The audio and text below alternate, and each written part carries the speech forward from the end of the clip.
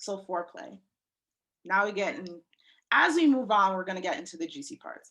So foreplay, by definition, it's sexual acts that lead to sex to make the sexual experience more intense. But what foreplay can actually be is just anything that releases those nice feeling hormones like dopamine and serotonin. This is the Strength of Seduction podcast, the number one resource for Black couples who want to build intimacy, love, and connection in their relationship. I'm your host, Daniel DiPiazza.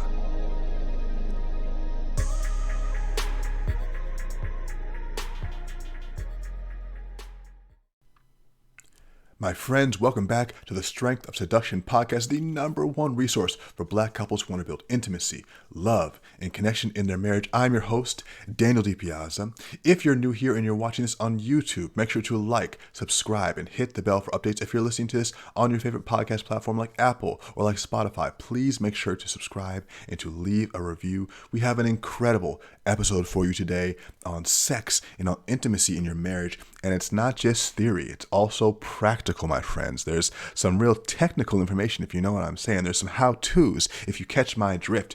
We are going to introduce you to a friend, a colleague of mine, Coco, the conversational freak, who's certified in sexology, who has a lot of experience working with clients all over the world, and has been really teaching people how to take sex and make it fun again, how to help women build confidence in the bedroom, and how to help marriages thrive through making sex a vital part of their nutritious diet. I think that's a great way to frame it. And just so you know, we are hosting a free training, a live class with Coco, where she's not only going to give you some of her newest and most, I would say, powerful techniques, but also she's going to be there to take your questions, to answer your questions. So if you would like a free ticket to this training, a free pass to learn everything that Coco is going to teach with us, you can go to strengthofseduction.com/training, and we'll hook you up. Now, really, it's only Strength of Seduction family. It's only our community who's listened to this podcast. So hopefully no one from the outside comes and gets in on this training, because I really want to make it just for the family, just for the customers who've already spent their time, their money, and their energy with us to give back. But if this happens to leak out into the world, fine, I'm okay with it. But it's strengthofseduction.com/training. That's where you can go. And this is all going down January 24th, which is a Wednesday. And this will be your opportunity to get back into that sexual side of your marriage, if you haven't been embracing that, to learn some new things about yourself and your partner, and to take 2024 to a whole nother level. So if you are on the Strength of Seduction email list, check your email over the next week, because you're going to be getting several updates about exactly how to access this training. So without further ado, welcome to Coco, the conversational freak. Hey Coco, how's it going? My name is Coco, the conversational freak. People know me as the conversational freak. What I do is I help specifically women with their sexual confidence, but partners as well, when it comes to establishing intimacy in the bedroom, that communication with your partner, as well as establishing that confidence within yourself, because it really just starts with you, especially men. Sorry guys, calling you guys out. A lot of the times men they'll be in a horrible mood and still be able to go. And us, we're more like emotional based, where it's just like we may be horny in that point in time, but our body will not respond as if we are. So it's very important for women to become sexually confident in themselves and have that mental and physical connections within, so that it's able to project itself in the bedroom. So today we're really just going to be talking about building intimacy through love languages and foreplay, so that you can create the spark in your bedroom that everybody is looking for. So what I really want you guys to understand is establishing yourself first. So a lot of the times in couples relationships, people will talk about the us, the we, the relationship together, but it's really about the individual work that you're doing within yourselves first before you're able to bring it together. Because let's say Michelle's in a great mood and she's feeling great and she's feeling horny and she's ready to go, but Daryl is feeling like he has the weight of the world on his shoulder and he just feels very clustered, and she loves intimacy and his intimate. By not having that balance, when you go to the bedroom, it's just going to be so off. So learn to love that alone time on your own. Sometimes when you're in a relationship, you'll be struggling with certain things within yourself that you have not dealt with, and then it's going to project onto that partner. I am absolutely guilty of it. Before I have a presentation or anything going on and I'm stressed out, I will, if I don't have that moment alone to really digest what's going on, I will snap on my partner, I'll be snappy, and it just doesn't work out. So having that alone time on your own is super, super important, and loving yourself throughout all the love languages. And what I mean by that is, let's say specifically, you love acts of service. You love when people do things for you. That is what makes you feel loved from a partner. But when it comes to you, you need to be able to show that love language in all aspects to yourself. So let's talk about words of affirmation. Telling yourself, you're beautiful, dang, you bad. Me, my thing was, I call it COVID thick, gaining all that weight from COVID. It's just like, girl, you COVID thick, you could work on it. You know what I mean? Instead of, oh my gosh, I gained all this weight, because then it's going to start manifesting within yourself and then in your relationship. Learning physical touch with yourself, not even in a sexual way, but let's all be honest, when we're rushing, we're probably not thinking about lotion. We're not thinking about all those things. Even just those 5 minutes alone and putting lotion on your body and taking time to learn yourself, you might discover a new mole on your butt that you didn't even know was there. You're discovering these things about you where you're like, oh, shoot, I never noticed that. You know what I mean? That quality time, the gifts, so on and so forth. So give that to yourself first. The third thing in establishing yourself, and I will be honest, I'm very honest when it comes to my journey. Before all of this, when I was naive to the game, I didn't understand the objective of giving your partner space and living your own separate lives, in the sense of, have your group of friends that you go out with, have your own hobbies that you do on your own. Stop constantly doing things together, because you'll find a lot of couples that do everything together, they're the ones that will be the first ones to say, oh, there's no spark, or I don't know what else to do. You don't really, you didn't give each other that time to miss each other. So then it just becomes like this routine that you get into. And then you're just like, dang, when's the last time I've been able to just sit alone and think and just be alone? And the last thing is, stay sexy for you. I feel like we get into relationships and we start doing things for the other person because, oh, I want them to say I look good. But if you're used to giving yourself that attention, it's just an add on. And then when they don't, you'll notice, but you won't feel as hurt, because you're like, oh, I'm used to it. I stay sexy for me. And you are just like the extra that comes with it. Does that make sense? Okay. So it's just really important to live your individual lives so that when you come together, you remain an individual. Because let's be honest, sometimes relationships don't work out. And that's what happened to me. I thought I was going to marry this man. And when I was finally alone, I was just, oh, wow, I actually didn't like these activities. I actually didn't want to go to these places, but I didn't know who I was as an individual. And that's what hurt me when I was finally alone. And that helped me be able to move forward and realize it's so important to be an individual. So it's that firsthand experience that I personally had that I'm able to teach others, like, no, don't do this. So, love language versus intimacy.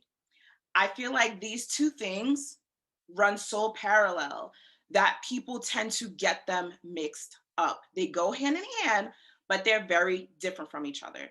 So your love language is very verbal, nonverbal. So me, I love acts of service and affirmation.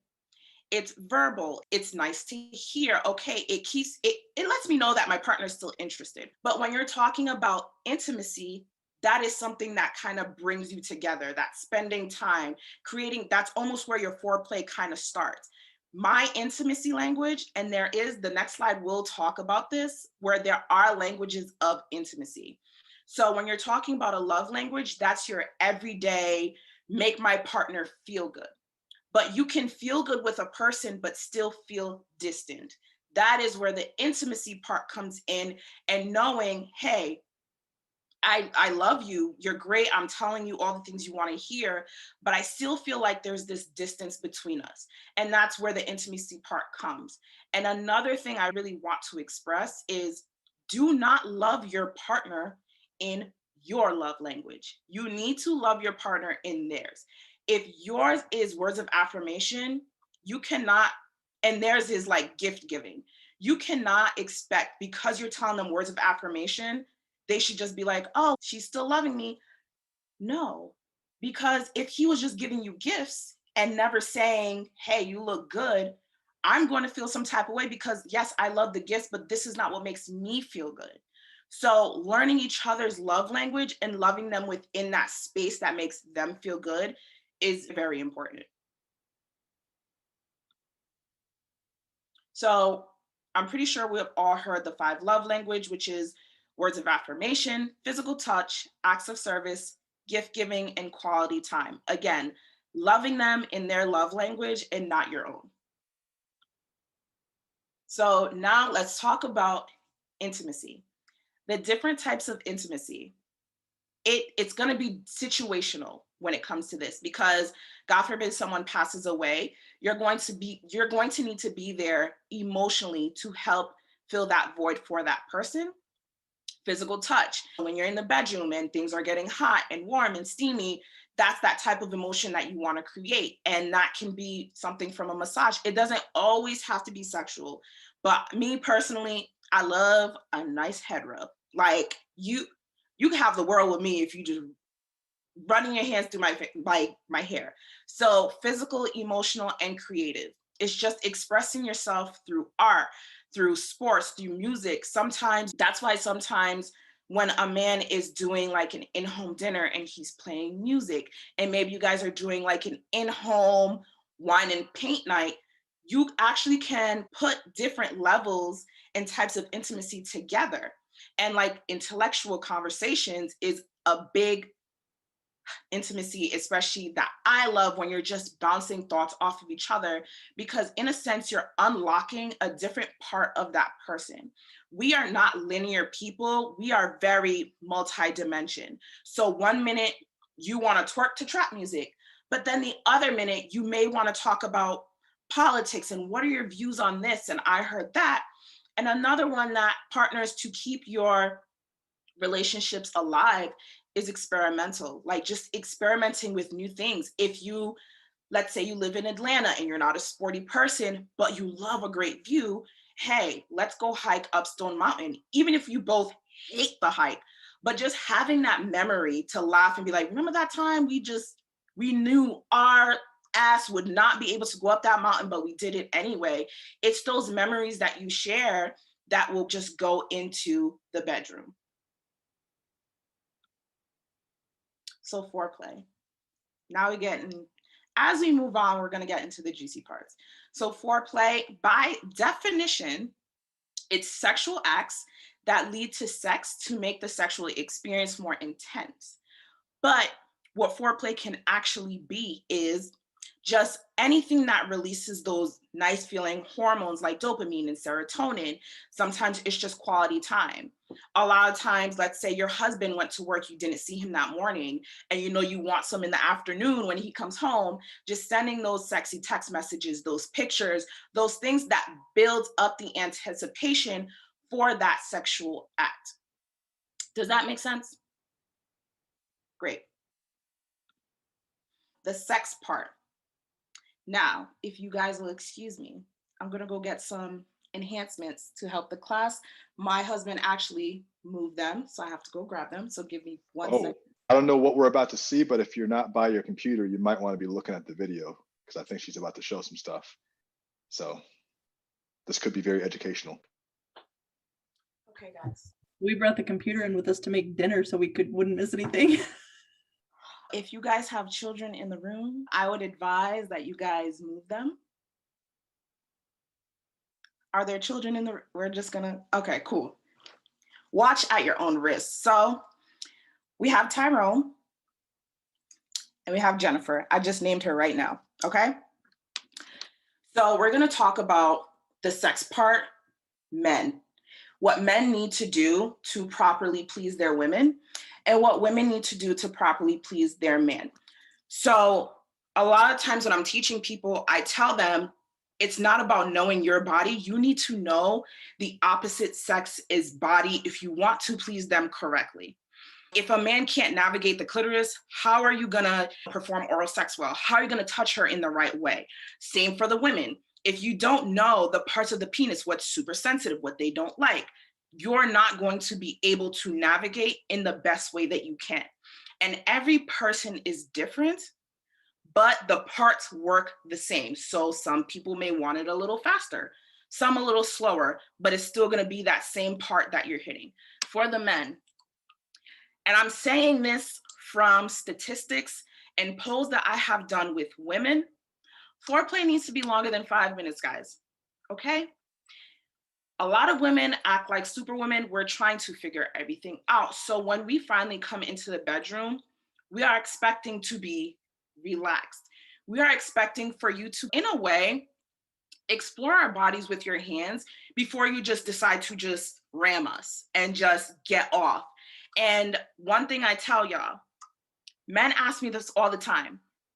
How do I get my wife, my girlfriend, my partner to do X, Y, Z? Cater to her body. If you take care of a woman in bed, the majority of the time, she will make sure you're taken care of. But if you're just trying to wham, bam, thank you, ma'am, she's gonna treat you just like that. Men, I'm going to help y'all navigate the clitoris, okay? So if you look, you're gonna have the labia. Right behind here, it's like a little, it looks like little prongs. It's actually in the female's body, but it actually comes out into that little part right here, which is the clitoris. The biggest issue that men have, sometimes they put too much pressure on it, and that hurts, okay? That pressure hurts. So if you just put your hand on it, if she's not wet, this is a pro tip for the men, if she's not there yet, if she's not wet, do not be afraid to, some men use spit. I don't know how freaky you guys are in the bedroom. Some men use spit, but you can just, yes, listen, we adult talk. So some men use spit, cool, whatever your preference is, but don't be afraid to take I typically say water-based lube just because it's safer. Take a water-based lube and just place your hand right here. No pressure. A lot of men will press. Do not press. Just depending on what her speed is. Some men will literally like DJ board scratch it. Do not do that. No song will come from this. Okay, so make sure you are not, some men do this, some men hard in the paint, no. And don't be afraid to put your finger in, nice and slow, in and out. Okay, that's for the men. Now, ladies, okay, I want y'all to know something about this thing right here. Think of the head as the clitoris. Okay, the reason I say that is the clitoris has thousands of nerve endings, 8,000. The head of the man's penis is the same thing, tons of nerve endings, meaning sensitivity, right? That is why when a man is going in and out, especially if it's a woman that's super wet or uses a lot of lube, when he comes in and out, if you pay attention to the actions, he'll never come all the way out, but he'll actually just come up to here and then put it back in because of that right here around the base of the head, correct? And then there's this invisible line right here that if you are performing oral sex, do not be afraid to go down a little further. Don't go, depending on your man, don't go near the gooch. Some men don't, they just, whoa, you going a little too, don't do that. Just ask him before you do that. But this part right here, Now, if you look very closely, there's this tube looking type of thing. When a man is getting ready to come, this is where it comes out of. Okay. So even when you are like, let's say you're giving him a hand job and you're just foreplaying or whatever, what I like to do is put some pressure here, not too much, but put a little bit of pressure here. And when you're coming here, let's say you don't want to do the full base and you want that real sensation, come up here, up to the head of the penis. Remember those nerve endings, the sensitivity, and just gently stroke it. This is going to be another tip. I did this once and it became a household favorite. If you look here, ladies, I am giving you the game right now, right here. All men are born with foreskin, correct?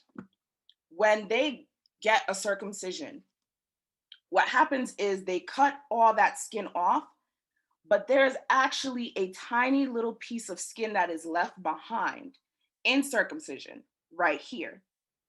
When you are performing oral sex, lick right there. Make sure, like, even if I do an oral sex class, but I'm not gonna do that right now, just flick your tongue in that little ridge right here.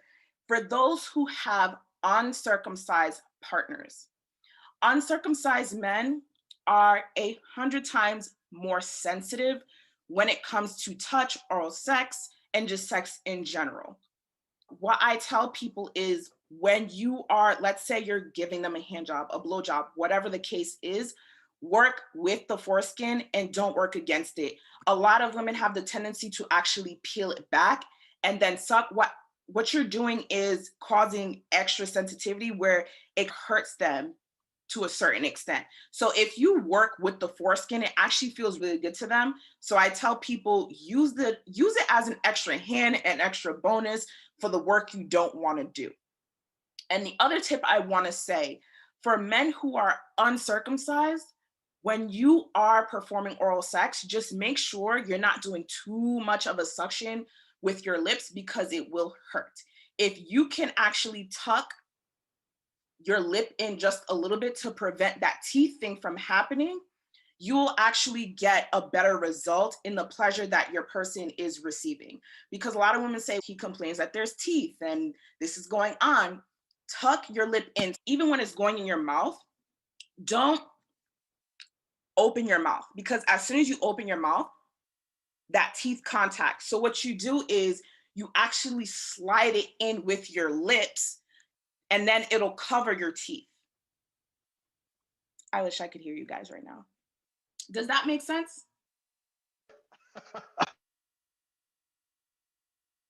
I heard you laughing, Daniel.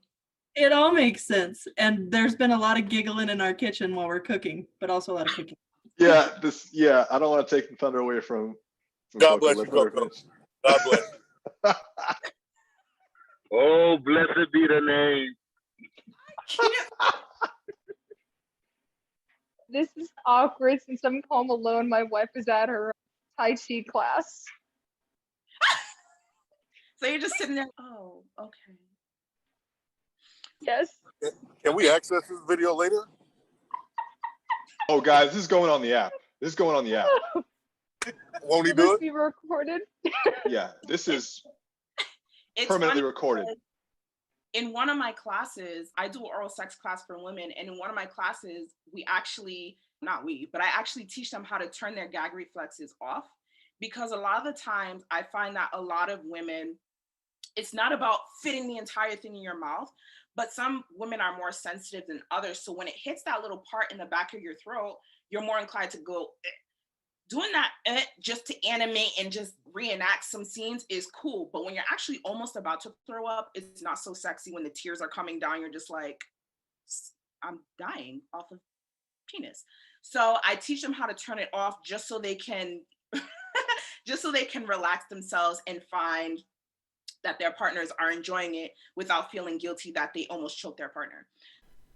We're stopping it right there to maintain a little bit of suspense in exactly what you are going to learn on our new training, which is coming up Wednesday, December 24th. It's called Mastering Sex in Your Marriage: Proven principles for becoming a sexually confident couple. And I think it's so important that you're there. You can go to strengthofseduction.com/training to get in on this training with Coco.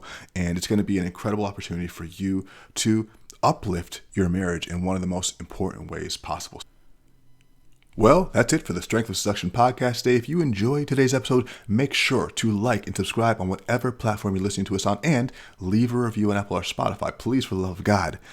My friends, love fiercely, communicate openly, and always find the way back to your partner. This has been Daniel DiPiazza. I'll catch you next time.